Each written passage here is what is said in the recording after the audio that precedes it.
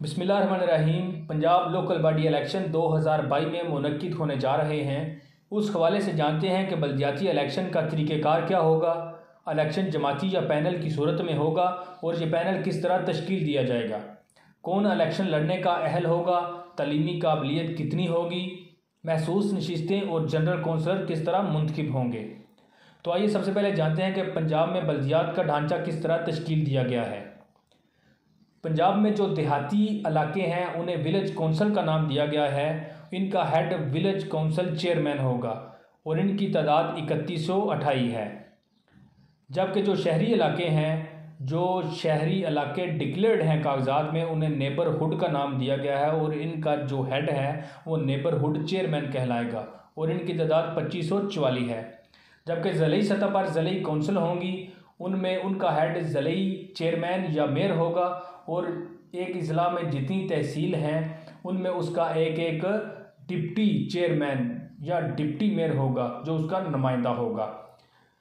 उसके बाद division level पर मेट्रोपॉलिटन कॉरपोरेशन का नाम दिया गया है। ये 9 डिवीज़न हैं पंजाब में, 9 मेट्रोपॉलिटन कॉरपोरेशन, और इसमें 2 अजला का इजाफा किया गया है, गुजरात और सियालकोट का। यानी टोटल जो 11 मेट्रोपॉलिटन कॉरपोरेशन है उनका हेड जो है वो लॉर्ड मेयर कहलाएगा। तो ये तो रहा जी एक ढांचा बल्दियात के हवाले से। उसके बाद अब बात करते हैं कि कौन अहल है दरख्वास्त देने का, अहलियत, काबिलियत, तलीमी काबिलियत, उम्र के हवाले से। तो जो विलेज चेयरमैन, नेबरहुड चेयरमैन, ज़िली चेयरमैन या मेयर या लॉर्ड मेयर होगा, उसकी तालीमी काबिलियत FA होगी और उसकी जो उम्र होगी वो कम से कम 25 साल होगी। जबकि vice chairman, general councillor, lady councillor, अकलीती कौंसलर, लेबर कौंसलर और किसान कौंसलर। लेबर कौंसलर जो होगा वो नेबरहुड कौंसल का नुमाइंदा होगा, जबकि जो किसान कौंसलर होगा वो विलेज कौंसल का नुमाइंदा होगा। तो इसकी उम्र जो है वो 21 साल कम से कम होनी चाहिए और इसकी तालीमी काबिलियत नील है, यानी बगैर पढ़े लिखे के भी ये अहल होगा दरख्वास्त देने का। जबकि जो यूथ कौंसलर है उसकी उम्र 18 से 32 साल के दरमियान होनी चाहिए और इसकी तालीमी काबिलियत भी नील है।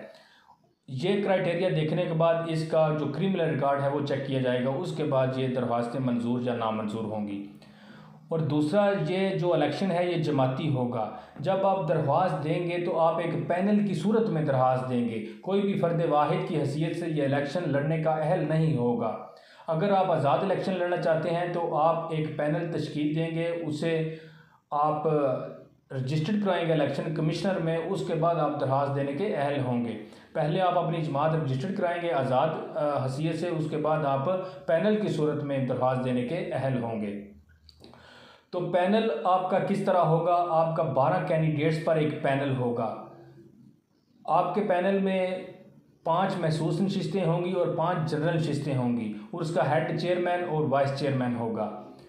चेयरमैन, वाइस चेयरमैन और इसमें 5 जो महसूस नशिस्तें होंगी वो अकलीती कौंसलर होगा, 2 लेडी कौंसलर होंगे, एक उसमें जो किसान कौंसलर होगा या लेबर कौंसलर होगा और एक यूथ कौंसलर होगा और 5 आपके जनरल कौंसलर होंगे। और जो आप 5 जनरल कौंसलर की आप लिस्ट देंगे उसमें आप क्राइटेरिया उसका दर्ज करेंगे, यानी कि मेरा जो फ़लाँ कौंसलर है उसे मैं क्राइटेरिया के हिसाब से पहला नंबर देता हूँ, फ़लाँ है उसको दूसरा देता हूँ। यानी आप 5 कौंसलर को तरतीब वाइज क्राइटेरिया के हिसाब से आप साथ एक लिस्ट लफ करेंगे।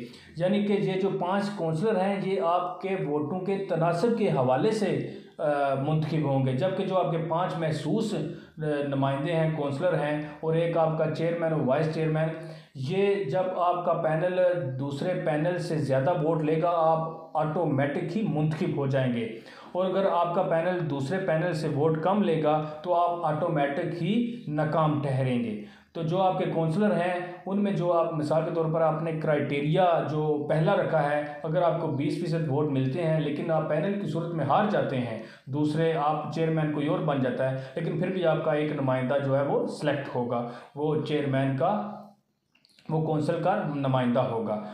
उसके बाद देखते हैं जी ये इलेक्शन किस सूरत में होगा, वोटर किस तरह वोट कास्ट करेगा। तो जो वोटर होगा वो एक ही वोट कास्ट करेगा, यानी बैलेट पेपर पर जमात का नाम और निशान होगा, वो उस पर मोहर लगाएगा और उसके बाद आपका जो पैनल होगा उसमें चेयरमैन, वाइस चेयरमैन, एक उसमें 2 उसमें लेडी काउंसलर होंगी, एक किसान काउंसलर होगा, यूथ काउंसलर होगा, अकलियती काउंसलर होगा और 5 आपके जनरल काउंसलर होंगे। ये 12 कैंडिडेट्स पर मुश्तमिल होगा। और आपका जो अकलियती काउंसलर होगा वो जितनी आपकी आबादी पर मुश्तमिल यूनियन काउंसिल है या विलेज काउंसिल है, जिसे अब विलेज काउंसिल का नाम दिया गया है, वो 5% होना लाजम है, वरना ये सीट खाली रहेगी। तो जब अकाउंटिंग के बाद आपके वोट बाकी सारे चेयरमैन पैनल से ज़्यादा निकलते हैं, मिसाल के तौर पर आपके वोट 60% निकलते हैं, आपके वोट सबसे ज़्यादा हैं, तो आपके जी जो 5 महसूस नशिस्तें हैं और चेयरमैन वाइस चेयरमैन ऑटोमेटिक मुंतखब हो जाएंगे। जबकि जो आपके 5 काउंसलर हैं वो सारे के सारे मुंतखब नहीं होंगे। उसमें 20% का तनासब रखा गया है एक जो काउंसलर का, तो आपके उस तनासब से 3 जो आपकी प्रायोरिटी है उस पर ऑटोमेटिक मुंतखब होंगे, जबकि आपके जो 2 लास्ट में हैं वो नाकाम ठहरेंगे। वो मुंतखब होंगे जो दूसरी पार्टियां जो 20% वोट लेंगी। एक पार्टी मिसाल के तौर पर अब एक पार्टी ने 60% वोट लिए, एक ने 20% लिए और तीसरी ने भी 20% लिए, तो जिसने 20% लिए उनके 2 जो काउंसलर हैं वो जो प्रायोरिटी पहली पर रखे हैं उन्होंने वो मुंतखब ठहरेंगे। तो ये इलेक्शन एक पेचीदा है लेकिन आपको बहुत सिंपल तरीके से समझाया, उम्मीद है आपको समझ आ गई होगी। इलेक्शन मुख्तलिफ मरहलावार कराए जाएंगे। पहला जो इलेक्शन का होने जा रहा है वो 29 मई 2022 को फर्स्ट फेज़ में 17 अजला में जो इलेक्शन होगा, और दूसरा ठीक 15 दिन बाद जून 2022 में इलेक्शन होगा। उसके बाद 19 अजला में, उसके बाद जो मेयर और डिप्टी मेयर का इलेक्शन होगा। तो बहुत सिंपल तरीके से आपको समझाया, उम्मीद है आपको समझ आ गई होगी। इजाज़त दीजिए, फ़ी अमानिल्लाह, खुदा हाफिज़।